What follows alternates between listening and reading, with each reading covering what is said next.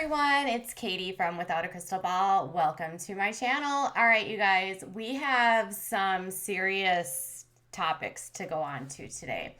Serious to the point where we're just gonna say, like, if you have some um, issues dealing with some tough stuff, you might not want to watch this. That's my caveat before we get into this. But Ed Brown, who is currently on 90 Day Fiancé before the 90 days, has he is the 54-year-old man that has involved himself with a 23-year-old young woman from the Philippines named Rose.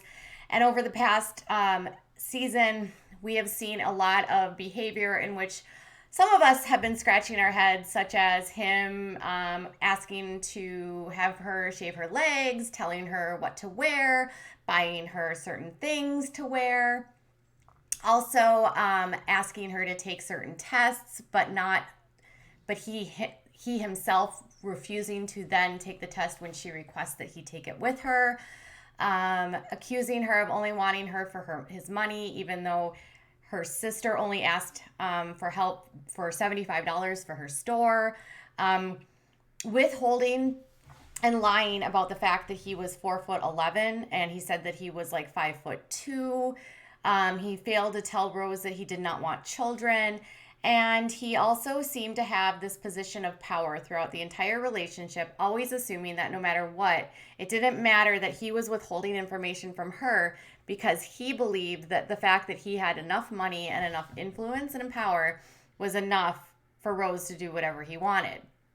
Obviously, this has made fans uncomfortable, and in the last episode that aired last week, Rose basically told him she was done, that she called him out for every single thing that he had done over the season and all the different ways that he had hurt her.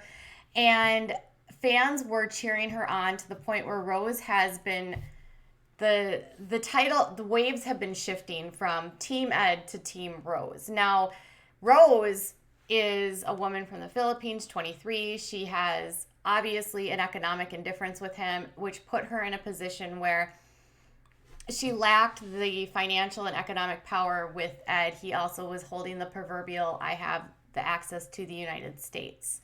Okay? Well, if it's not bad enough of what we've seen on the show, there's been some stuff that's happened on Instagram. And Ed has spent a lot of time on Instagram being extremely sketchy with people on his feeds and on his Instagram lives. Ed goes live daily, and during his live streams, he goes live with fans rather than just doing like a stream where he talks to people and says hi and just does like a interactive question and answer. He prefers to actually bring people on and go live together.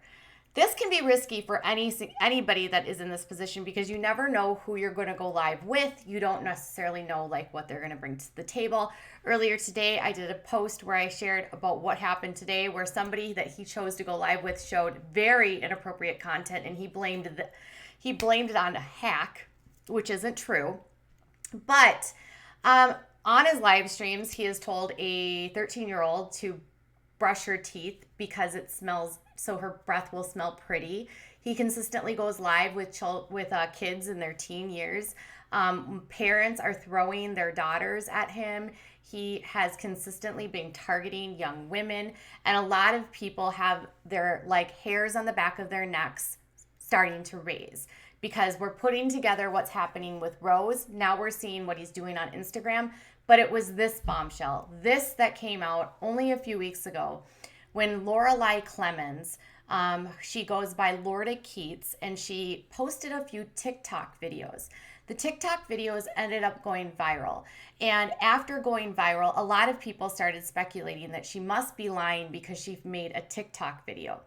Well, she said in one of her videos that the reason she was struggling to come out was because of an NDA.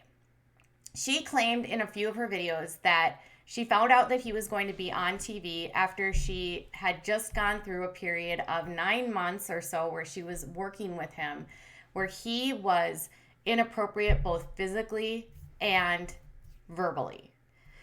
And she claims that she was horrified because she doesn't want this to happen to other people, but she was afraid because there is an NDA in place that she can't break due to what happened.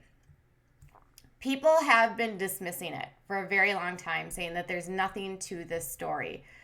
Well, Daily Soap Dish today actually published this interview with Lorelai, and it gives us the first sneak peek into what actually happened. And let me just tell you that Daily Soap Dish actually reached out to me and provided me some behind the scenes information about the interview that wasn't shared in this article that I can give you a little bit more details on. He actually reached out to her after he saw some questionable behavior by Ed. Over a course of some time, they become comfortable. She agrees to sit down for an interview with him. And the interview is sort of caged around the fact that she does have an NDA where she can't speak out about some of it, but there are some aspects that she can disclose. There were also parts of it that she was very uncomfortable with because of the amount of trauma she experienced at the hands of Ed.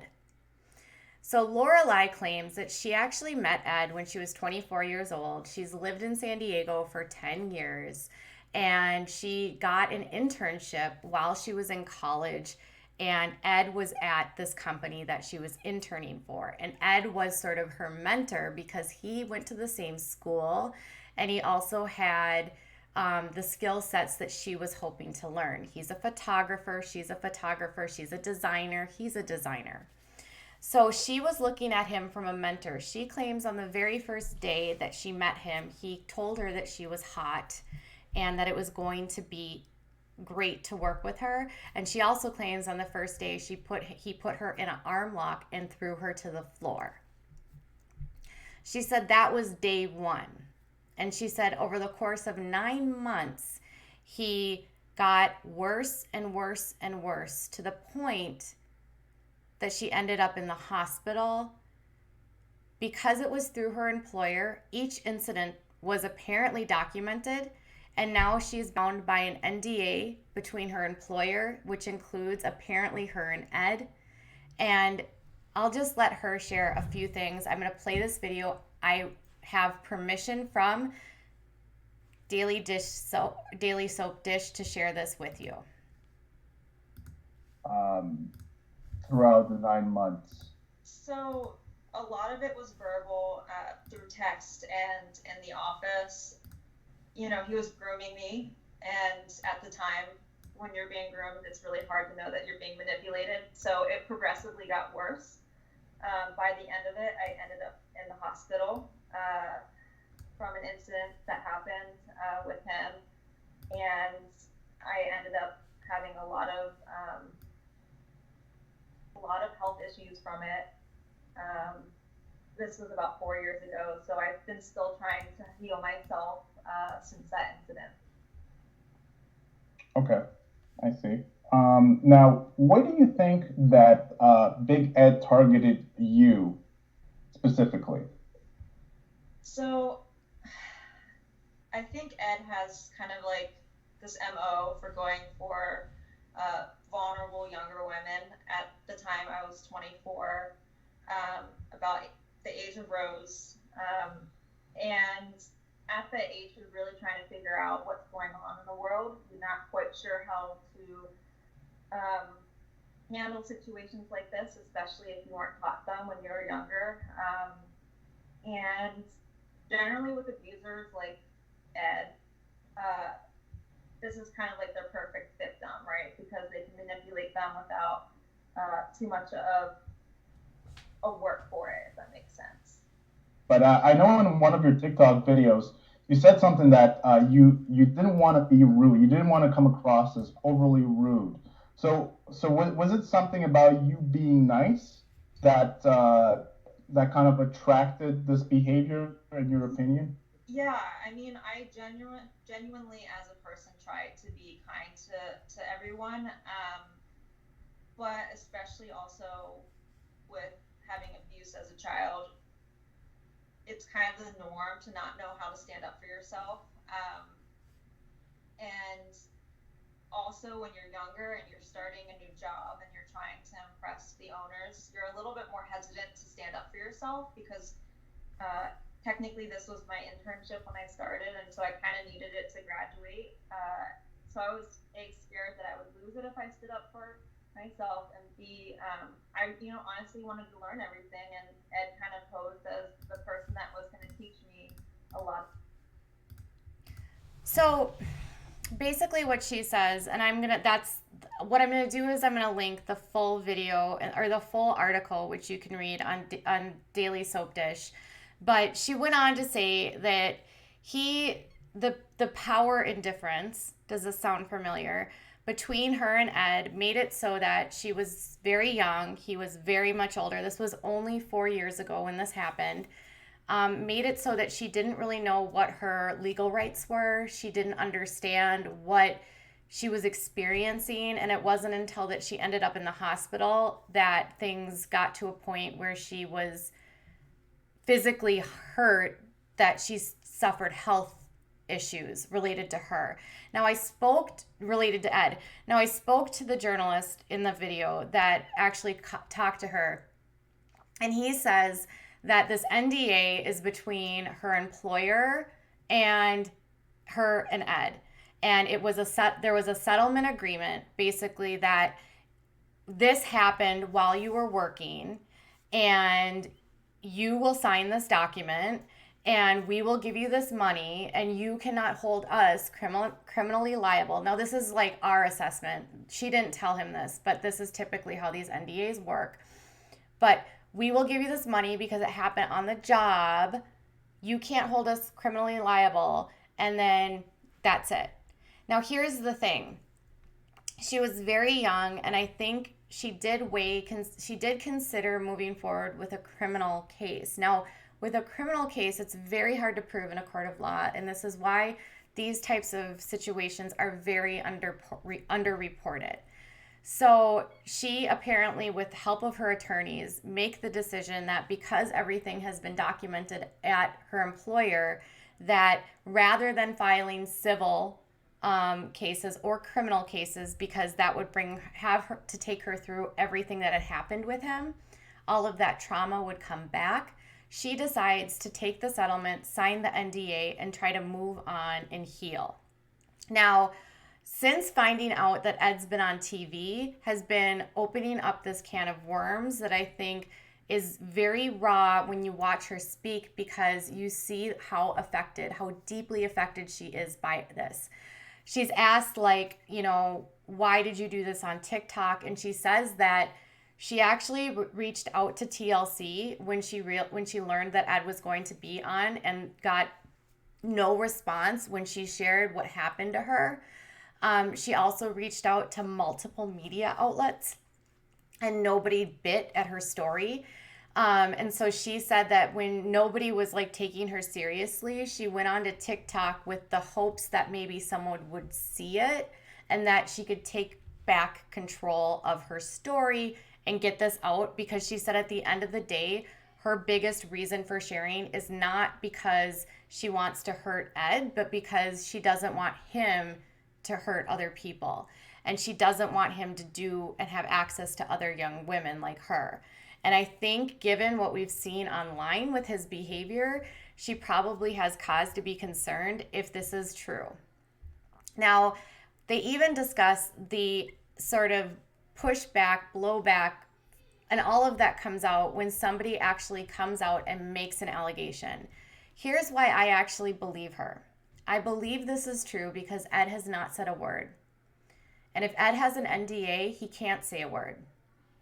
She has an NDA, but she can say what happened to her in she says in there she can describe what happened to her, but she can't talk about, I think, some of the stuff that happened at work. So there's some things that the NDA doesn't cover, and so she can speak about it. But Ed apparently, typically under an NDA, can't say anything at all. He's said nothing, which tells me there might be levels of this. This guy confirms that she works there. She provides photos. There's evidence of all of this. There's documentation of all of this. So this obviously happens. she comes out, people start assuming that she's lying. Now we're seeing how he's treating Rose on the show, and we're witnessing what's happening on Instagram with all of these young women. And does it really start to raise some like hairs on the back of your neck thinking, who did we give a platform to, and why are we championing and sort of like giving this man who has this history with women so much access to so many young women? And why is he on Instagram consistently picking young women to speak to? And why is he telling a 13-year-old girl to brush her teeth so her mouth smells pretty? I'm a survivor of this, and I just want to tell you, Lorelai, I believe you because I know how hard it is to come out. I know how much you can be dragged when you actually speak your truth. And I know that less than 2% of people that ever make a statement like this are lying. If there's documentation, if there's hospital records, if there is an NDA with an employer that involves him and a settlement, something happened. Where's TLC? Why do we have 2 men on this cast with these DV and SA histories? What is wrong with this network? Do they not do their due diligence? And when is someone going to finally call him out? And when are these celebrities going to stop bending at his knees and acting like what he did and who he is so cute and funny because he's so short and he has no neck? It's not cute. It's not funny. If what Lorelai is saying is true, it's predatory. And he doesn't deserve a platform. Lorelai, I stand with you. And I encourage more people to check out her full interview because it is so palpable, her emotions, how raw she feels. And I know a survivor when I see one, and Lorelai is a survivor. I'm going to put the link below. Check it out. I'll be back later with more.